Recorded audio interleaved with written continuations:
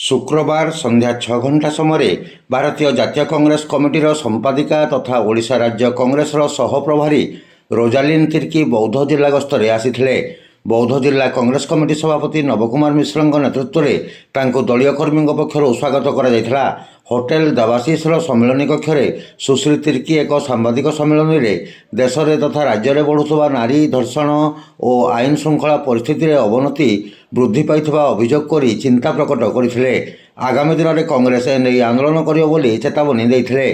सांबादिक सम्मिलन में जिला कांग्रेस सभापति नवकुमार मिश्र, पूर्वतन फुलबाणी विधायक अभिमन्यु बेहेरा, वरिष्ठ कांग्रेस नेता सुधीर कन्न मंचासीन थिले। पर कांग्रेस कर्मकर्ता नहीं एक बैठक अनुष्ठित होता। उक्त बैठक में जिला कांग्रेस मुख्य मुखपात्र शांतनु कुमार महापात्र, राजीव गांधी पंचायती राज संगठन राज्य कर्मकर्ता उदयनाथ शर्मा, वरिष्ठ कांग्रेस नेता पंकज कुमार कन्न, वेणुधर मेहर, सुखदेव मंगराज, कंटामाल ब्लॉक कांग्रेस सभापति सुशांत मल्लिक, अर्जुन महानंदिया, पलस्ती प्रधान और अन्य माने उपस्थित थिले।